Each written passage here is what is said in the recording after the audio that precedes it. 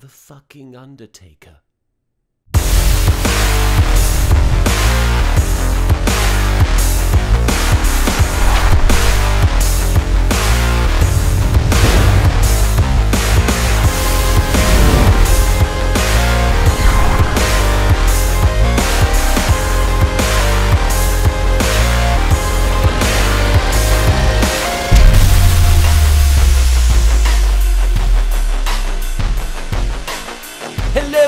Fellow Marks, and welcome to this year's Remark for Wrestlemania 33, the ultimate thrill ride. Named as such because, like most roller coasters, you have to stand in line behind a number of sweaty tourists for several hours while staving off dehydration before experiencing an overhyped piece of entertainment that leaves you feeling empty and questioning if you were put on this planet for any meaningful reason.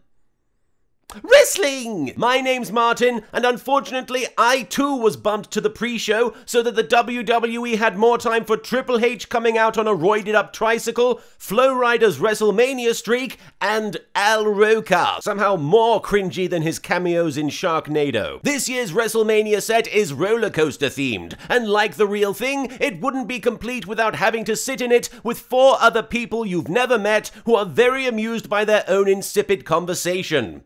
Yes, it's time for the ultimate thrill ride's ultimate shill tide, the panel of experts. Renee Young is our navigator on this twisty-turny, upside-down, bare-knuckle terrorfest. And that's just trying to decipher Booker T's dialogue. The road to WrestleMania, we're finally closing in on its last stop of the road to WrestleMania. There's no end to this road! It just keeps going! At the end of the road, there's just even more road! It's not a road to WrestleMania, it's a Mobius strip to WrestleMania.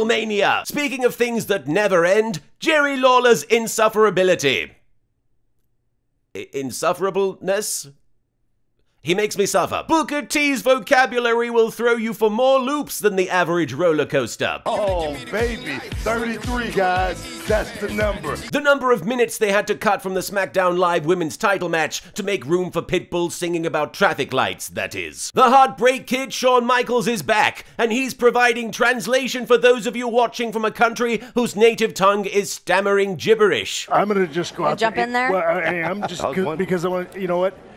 I think and it does. You know, it's just there's and all the championship implications and all that. I mean, it's just interesting because it's like, ooh, you know, that's what I'm saying. He's got injury. That's what I'm saying. Because we've all been there. Strangely, Booker understood more of what Shawn just said than he has any other conversation on the Kickoff show. Charlie Caruso and Maria Menounos are in the social media lounge taking questions for their upcoming guest with the hashtag #AskHeyman. Tom Phillips would have hosted this segment, but he's always been terrified that Paul Heyman's mullet is hiding under his bed waiting to smother him in his sleep. Podcaster and professional Larry Fine cosplayer Sam Roberts is super hyped for the ultimate douche chill ride. I'm so excited about this, I learned to tie a bow tie. I'm not sure if your formal attire is really an indication of how excited you are for WrestleMania, Sam.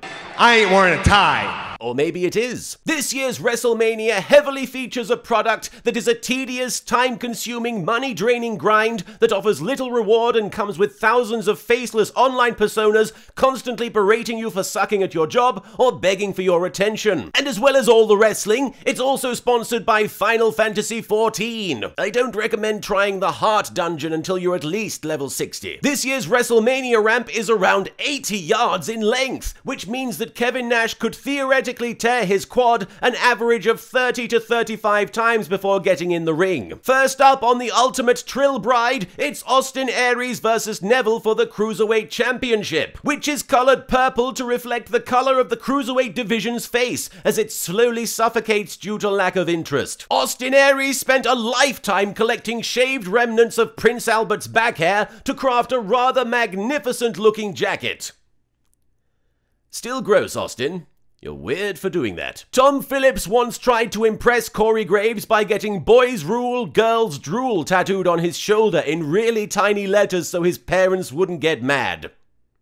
They still got mad. Neville now refers to himself as King of the Cruiserweights. Other rejected titles include Lord of the Light Heavyweights, President of the Flipperpeens, Count of the Curtain Jerkers, Shah of the Undercard, Prince of the Piss Break, Oligarch of the Matches Dark, Slave Driver of the 205 Liver, Dictator of It's on WWE Network, I'll just watch it later, and so on. We cut to commercial mid-bout, and a spot for WWE action figures manages to have a more intense build than the actual Triple H vs. Seth Rollins WrestleMania match. Aries uses the heat-seeking missile on Neville, which misses wildly and shoots him straight into the locker room, colliding with Roman Reigns. Neville wins the match after a devastating red arrow, continuing his reign as head honcho of, while this match is on, let's head up to the stands and get some nachos. Next up on the WrestleMania 33 DVD special features, it's the prestigious Andre the Giant Memorial Battle Royal. And the expert panel is so excited to see it,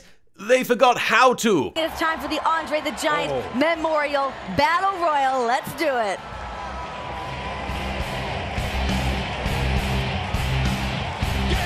JBL gets to call the Battle Royal alongside Byron Saxton and Michael Cole. Well, bully for him. It's Big Show's final WrestleMania match ever, and Goldust is dressed in his original debut costume. But never mind all that shit, Gronk is watching this match in the front row. Braun Strowman, Big Show, and Sami Zayn do their best impression of your Twitter feed on WrestleMania night.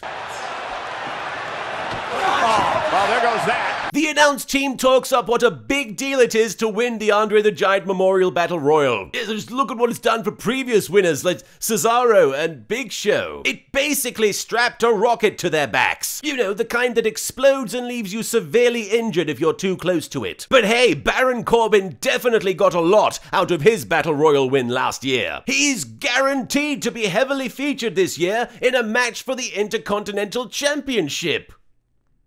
Okay, lightly featured. JBL informs us of Mojo Rawley's old football nickname. Mojo's at the Arizona Cardinals. They nicknamed him the Iron Sheep. Because you'd have to be on a lifetime supply of cocaine to enjoy him? Because of his incredible strength. Right. Speaking of the Intercontinental title, the man himself attempts to interfere on behalf of his best friend Mojo Rawley, only to be stopped in his tracks by a genuinely confused member of security who basically wins the Battle Royal herself by legitimately holding back a professional football player. Gronk tackles Jinder Mahal and helps Mojo Rawley win the Battle Royal, leading the expert panel to congratulate him on his achievement. Yeah, let me tell you something. You know, I hate to say it, but Mojo Rawley has been waiting to just break out, and tonight he broke out. He lost the baggage of Zack Ryder. Now this kid is going to go on. He's going to be a big star. Yeah. Good thing Mojo ditched the baggage of the man who won the Intercontinental title at last year's WrestleMania. He was really weighing Mojo down. And thank God that Mojo was able to step out of Zack Ryder's shadow and step right into Gronk's shadow instead. Everybody wins. And by everybody, I mean Gronk. Renee Young introduces the Intercontinental title match. The Intercontinental Championship, one of the most prestigious championships in all of WWE. Look, I'll be the one telling the jokes, if you don't mind. Reaping all the benefits from his illustrious win of the Andre the Giant Memorial Battle Royal last year, Baron Corbin takes part in a lackluster match against Dean Ambrose on the even more luster-lacking WrestleMania Kickoff show. Just like Andre would have wanted. Fitting that last year's Andre the Giant Memorial Battle Royal, Baron Corbin set for action. Yes, Baron Corbin was the Andre the Giant Memorial Battle Royal last year. It was just him standing in the ring, throwing himself over the top rope over and over until he stopped caring. Took about 8 seconds. This is the match that was booked for the pre-show. This is the match, Baron and Dean. He tried to kill me with a forklift. Dean Ambrose comes out and is greeted by one of those screamer videos from the mid-2000s. Dean Ambrose! Dean and Baron have a knockdown, drag-out brawl. Oh no, sorry. Dean Ambrose and Baron Corbin drag out a brawl that manages to knock down Dean's match against Lesnar from last year on the list of overhyped WrestleMania matches. JBL has an unbelievable way of describing the action. He's going to have to weather that emotional storm that always comes with Dean Ambrose. Yeah, I know when I think Dean Ambrose matches, I'm reminded of a novel by Nicholas fucking Sparks. Just call him Dean, A Fault in Our Superstars, Ambrose. No, Ambrose doesn't care about Baron Corbin. Ambrose doesn't care about his own body. Ambrose just loves being out there. That's why he's a lunatic. Okay, so being passionate about the sport makes you an insane person. Got it. That explains why you always see Olympic athletes being chased by men in white coats, waving straitjackets over their heads and shouting, "Wait, come back, we can help you." Dean Ambrose reverses the end of days and hits dirty deeds on Baron Corbin to retain the incomprehensible championship. You see, Mojo? Now that you've won the Andre the Giant Memorial Battle Royal, you too can look forward to losing to a floundering upper mid-carder on the pre-show. The sky's the limit now that you've ditched Zack Ryder, the one thing that was holding you back. WrestleMania 33, the ultimate spilled tide, begins proper with a performance of America the Beautiful, and the Final Fantasy marketing gets a bit out of control when the high wind from Final Fantasy VII does a flyby over the arena. The opening video package is a remarkably well put together roller coaster themed montage of each featured superstar, including a giant Brock Lesnar who suplexes the ride onto a separate part of the track. And of course the part of the ride where it takes your picture to show your reaction, which, in the tradition of the WWE, is always an awkward photo of you staring at your iPhone or looking very disinterested. The New Day are your hosts for WrestleMania this year, and they come out looking like Square Enix threw up all over them. If you're interested in knowing what it feels like for Square Enix to throw up on you, may I recommend watching Advent Children. Michael Cole's favorite Final Fantasy game is Mystic Quest. Well, it looks like their gear this year is inspired by Final Fantasy. I swear, guys, I even saw Moogle and Chocobo out there. Ironically, he would later go on to correctly identify Bray Wyatt's entrance as an homage to the Final Fantasy monster, the Tonberry. The New Day get halfway through their opening promo before suddenly remembering that they each knew each other when they were children, living at an orphanage which was run by Brock Lesnar, a fact that they had conveniently forgotten for the sake of the otherwise totally airtight storyline. It's Final Fantasy VIII. AJ Styles versus Shawn Michaels would have been a nice way to start WrestleMania, but instead we have this consolation prize in the form of AJ versus Shane McMahon. HBK was originally going to take on Styles in a once-in-a-lifetime encounter, but unfortunately when the WWE asked Shawn to give a decisive and clearly formulated response, this is what they got. Maybe I'm different. That's because I don't know that, for me, that's the thing. I mean, I still can't. I still can't. What? Yeah, it's just, I don't,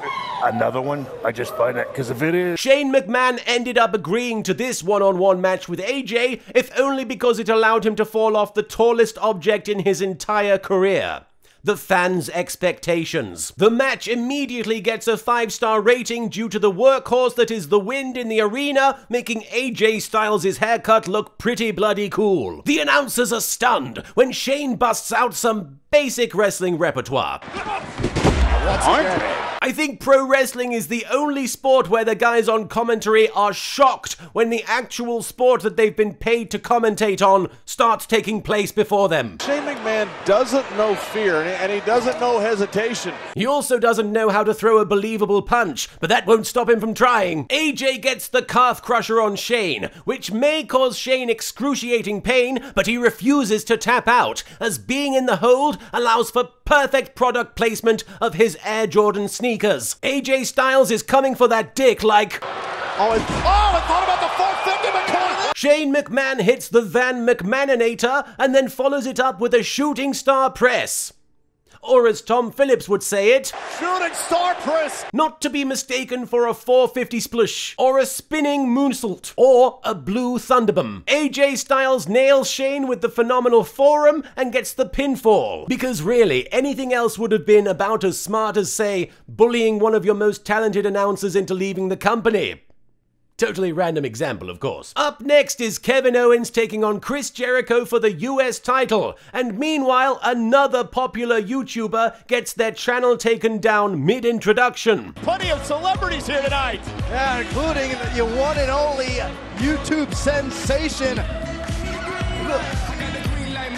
Kevin Owens comes out looking intense and ready to claim his prize and destroy his former best friend in the process. And Booker T knows how to make Owens look like a monster. And Kevin Owens, you look at him, he don't miss no meals. Sorry, what I meant was, Booker knows how to make Owens look like a big fan of Monster Munch. Chris Jericho comes out with a giant inflatable list on the main stage beside him. Turns out they had that thing on standby for the previous match, just in case Shane decided to leap off the enormous prop ring hanging over the arena and they needed something to cushion his fall. The expert panel offers up their predictions on the match. Who's walking out the United States champion?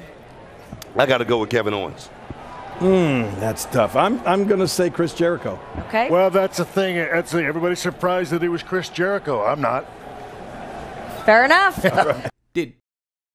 Did somebody replace Shawn Michaels with a pod person while nobody was looking? Seriously, he's gone from the Heartbreak Kid to the Headshake Kid.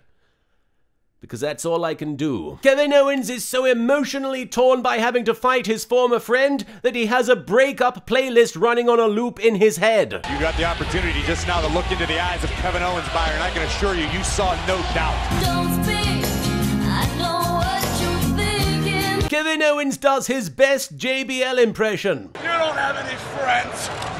Jericho hits Owens with the code breaker and is about to get the pinfall, only for Kevin to be saved at the last minute when on instinct he points at the Wrestlemania sign and accidentally touches the bottom rope in the process. Kevin Owens powerbombs Jericho into the ring apron. How hard is that part of the ring? We may never know. And pins him. And then Kevin Owens does his impression of the WWE creative team trying to find something to actually do with the US title. And brought about the demise of Y2. One of the WrestleMania themes this year is Flame by Tinashe, which is exactly what I want the WWE to burn in when they have the Raw Women's Champion come out first in a 4-way elimination match for her title. Nia Jax talks some trash on the way to the ring. Oh, hey guys, I didn't even recognize me. I have bangs now, and like, you're being like jealous of like the risk taking that I've done by like getting bangs. I'm so angry all the time, and I find like emails like a really good place to take out that anger and sort of like in a logical, very fiery way. Sasha Banks pays homage to Xavier Woods' favorite video game, Mario Kart Double Dash. As Charlotte comes out, Michael Cole takes the opportunity to plug Final Fantasy XIV, which is appropriate timing as the 4 Horsewomen Link Shell groups up for this dungeon's boss and triple team Nia Jax. All 3 women pin Nia Jax, and she is shocked. Wait. Charlotte eliminates Sasha, and even Michael Cole is confused as to why Bayley is being booked the way she is. Look at the angle that Bayley's in. Bayley hits Charlotte with the flying elbow in a tribute to the late Macho Man Randy Savage, which is great, and I hope she keeps up this new gimmick of doing literally any finisher other than her own shite one. Byron Saxton can't undersell underscoring. You can't underscore what this moment means for Bayley. Oh yeah? Well, what do you think about that then, Saxton? Showed you, didn't I? Seth Checkings is being rolled up by the medical team backstage. Well, after all that Seth Rollins has been through the last couple of years, he's taking no precautions. Yes, 0 precautions. He's just allowed his leg to fall into total disrepair and is definitely not under intense supervision by doctors right now in the footage that were being shown. In fact, that guy is just there specifically to make sure Seth isn't ready and to inform him of just how badly he's doing physically. He's throwing precaution to the pre-wind. Next up in the Ultimate Jills Died, Enzo comes out cosplaying Goro Majima, and Big Cass describes climbing a ladder with the exact speed a professional wrestler takes to do so. We are gonna climb 1 rung. How you doing? 2 rungs. How you doing? 3 rungs. rungs. Sheamus and Cesaro cosplay as the Headbangers, and the Club come out cosplaying as a couple of wrestlers that were probably taken seriously at one point. The New Day come out and pay homage to Final Fantasy IX by introducing an important character at the last possible minute and raising the stakes significantly out of nowhere. They add an unexpected fourth team to the mix, and holy fuck, it's the Hardy Boys! Jeff Hardy and Matt Hardy are here, fresh from being fired by the stupid rival wrestling company TNA. The crowd goes nuts for the potential of Team Extreme member Matt Hardy and Team Extreme member Jeff Hardy appearing in WWE programming. Matt even starts doing the generic finger-wagging taunt to the delight of the crowd. I can only hope that if they stick around, that they will bring on other members of the Team Extreme, such as Vanguard Lita and Senior Terry Runnels. This match is a fun clusterfuck, with the combatants busting out every move except the shooting star press. And then Matt Hardy eliminates everyone in the ring, waits for Jeff Hardy to unnecessarily throw himself off a ladder onto two men who are already unconscious, and then grabs the tag team title belts. To paraphrase Byron Saxton, you can't italicize what this moment means for both these men. Up next in the Ultimate Lion King 2 Simba's Pride, it's an episode of Total Bellas. But usually these reality show tie-ins are hokey and distracting, but this one has a bit more emotional weight to it, because this one is about more than just who is best girl or which girl got most screen time. You know what they say, bigger the ego, smaller the package. How long y'all been married? How many kids you got? Let me just crunch the numbers real quick. None. What, you firing blanks there, sport? That's right, this particular Total Bellas feud is about whose dick is the tiniest. Good thing I've taken no precautions going into this one. Speaking of things I wasn't prepared for. Ladies and gentlemen, please welcome our special guest commentator, WWE Hall of Famer, Jerry the King Lawler. All right. Good to see my back, especially after seeing my front, right?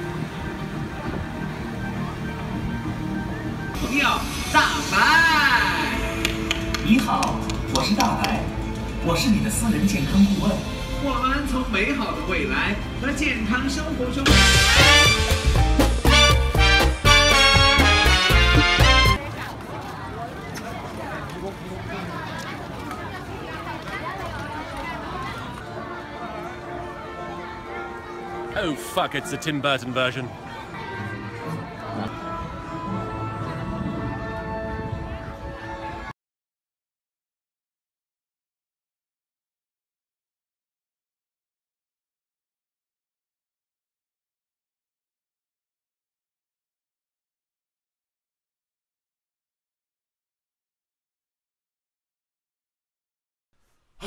Okay, I'm back. What did I miss? A double count out! Stupid Jerry Lawler. That's not a double count out, it's a double pinfall. What an idiot. What day is it? John Cena proposes to Nikki Bella live at WrestleMania, and despite popular belief, it turns out The Rock did cameo this year. Looks like he's gotten even bigger too. Up next, it's the long-awaited Triple H versus Seth Grudging's Roll match, which is totally unsanctioned by the WWE, which explains why there's WWE staff taking part in it, and why there's even a WWE ring announcer telling us how unofficially unofficial it is. Triple H reenacts an episode of Yu-Gi-Oh! 5Ds while the police understandably chase down Stephanie McMahon because it is a crime that she should still be that hot. That's meant as a compliment. I'm not calling for the actual arrest of Stephanie McMahon. Handcuffs would be nice, though. Triple H's bike does an uncanny impression of this feud. Seth solvings Rollins one of the shrine puzzles in Breath of the Wild.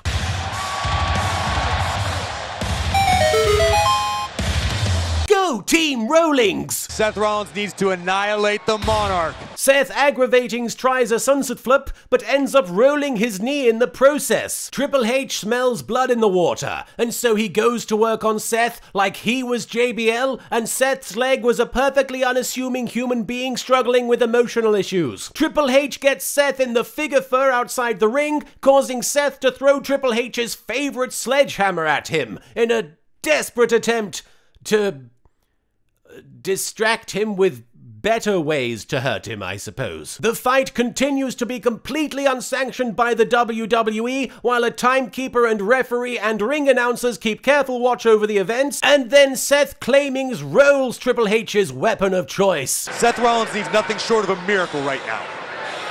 That miracle may come in the form of that sledgehammer. Ah yes, just as in the Bible when Christ turned the villagers' loaves of bread into baseball bats wrapped in barbed wire, their water into green mist, and then proceeded to walk on thumbtacks. Bless you, CrossFit Jesus. You can take Michael Cole out of the 90s, but you can't take the 90s out of Michael Cole. Oh, you don't think? No way.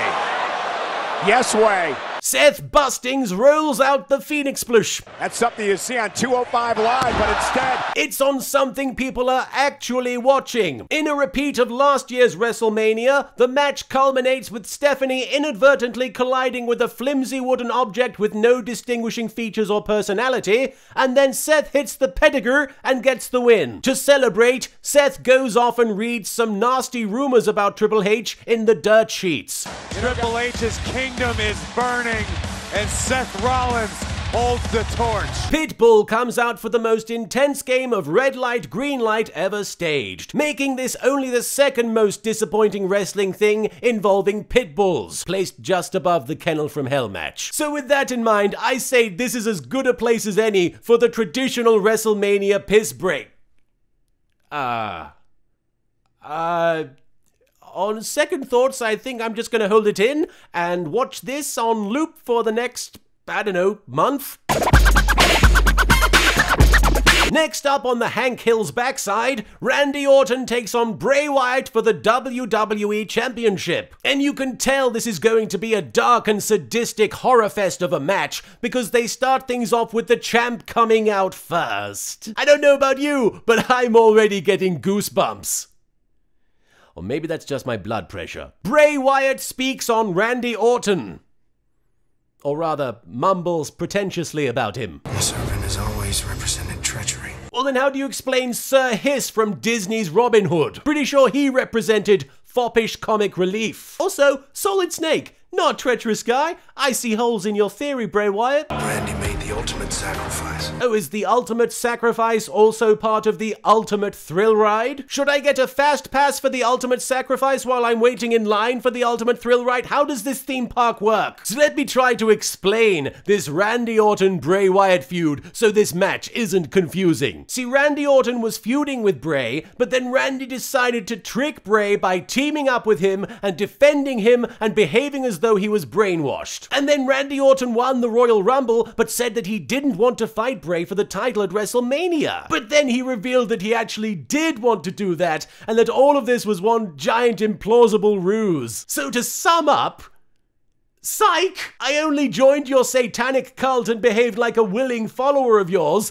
to make you look dumb. Because that's how that works. Also, I predicted you would win the title, despite making no attempt to help you do so, or even manipulate events for my own personal gain. It just sort of happened. Evil mastermind Randy Orton there, relying almost entirely on circumstance and bullshit. Randy Orton is the most emo crossing guard you'll ever meet. Shawn Michaels is quicker than a hiccup. And he adds about as much to a conversation. There has always been a darkness, a legitimate darkness to Randy for a lot of years. It's amazing that it has sort of taken this long for it to come out. Yes! Heaven knows he's always been the picture of innocence. Until all this. Him brutally assaulting WWE legends? That was just him having a laugh. Molesting Stephanie McMahon and attempting to destroy her family? All in good fun. Guy's just a wacky prankster. So who's winning the title tonight? Sean, who do you think walks out here tonight, the WWE champion? You know, again, I mean, I want to lean toward Bray Wyatt, but Randy Orton slowly makes his way down the fallopian tubes to fertilize the WrestleMania sign, and Tom Phillips desperately clings to the remaining threads that this storyline has left. You called it the most methodical path to a championship opportunity in history. In that there was absolutely no method involved, and it relied entirely on random shit happening, sure. Last time I checked, the scientific method didn't entail throwing a bunch of random numbers together and then challenging Einstein for the WWE title. Bray Wyatt stuns Randy Orton by using his powers to project terrifying stock footage onto the ring,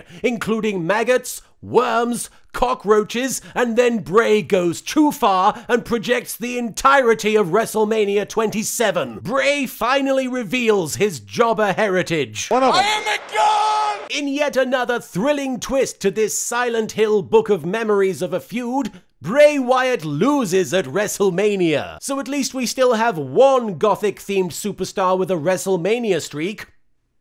A losing one, that is. Up next on the Ultimate Guild side, it's the long-awaited DLC for WWE 2K17, Goldberg vs. Brock Lesnar for the Universal title. And as much as Lesnar seems to hate Goldberg, he hates that belt way more. The Beast Incarnate seeking revenge at the Universal Championship. I mean, can you blame him? Brock was always very proud that his sword tattoo was considered one of the most unfortunate designs in modern wrestling. But then the Universal title had to go and take it down a notch. Because there's one number that has stayed in the head of Brock Lesnar since November. That number is 1 minute 26 seconds. Because that's the number of minutes he's contractually obligated to work per year. Goldberg comes out and the smarky crowd boos the part-timer who has outstayed his welcome and only uses 1 or 2 moves per match. That one. Brock Lesnar and Goldberg reenact my YouTube channel's history from the years 2008 onwards. Quickly, Brock Lesnar delivers a German suplex to Goldberg. Lesnar quickly, and another one. And Goldberg is going to Suplex City, and the Beast is on the hunt. And he delivers a triple German suplex to Goldberg, but from behind. Both men spam their finishers at each other for 5 straight minutes, which in literally any other match would be awful, but here it's great for some reason. And then Brock Lesnar wins the Universal Championship, which is a good thing, because now we can watch someone young and fresh challenge him for the title instead. Unfortunately, the SmackDown Live women's title match segment of this video had to be bumped to the Remark pre-show. Somehow this is still more respectful than the amount of time they gave these ladies on the WrestleMania pay-per-view. The New Day come out and swear they're still hosting the event, despite the lack of cringy segments featuring celebrity guests and forced humor. And finally, on this year's WrestleMania, the ultimate Uncle Phil's pride, the most depressing thing that you've ever seen ever. Roman Reigns, the man who didn't win the Royal Rumble and therefore lost his shot at main eventing WrestleMania, main events WrestleMania against The Undertaker, a man who has defined sports entertainment and managed to stay relevant for 3 decades despite significant changes to the genre. Yes, you heard that right. He's being challenged by a man who can't even stay relevant for longer than 20 minutes. What ensues is the pro wrestling equivalent of the endings to the movies Terminator 2, Old Yeller, and Sesame Street Presents Follow That Bird all rolled into one. What?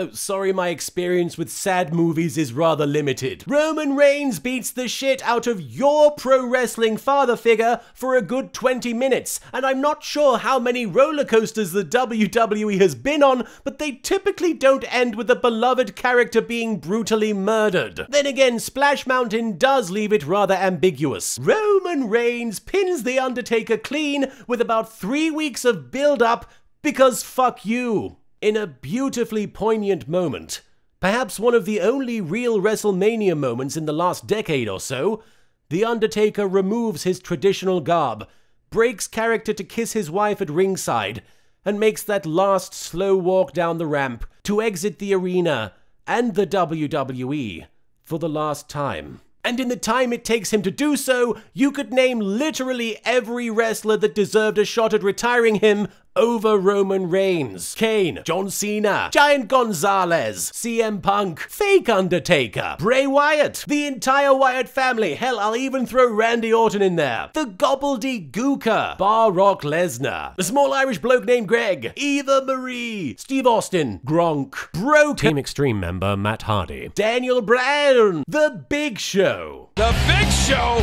Yes, The Big Show. Raven, Kane, fucking X-Pac, Spike Dudley, Big Dick Dudley, the anonymous Raw General Manager, Gilbert, YouTube sensation,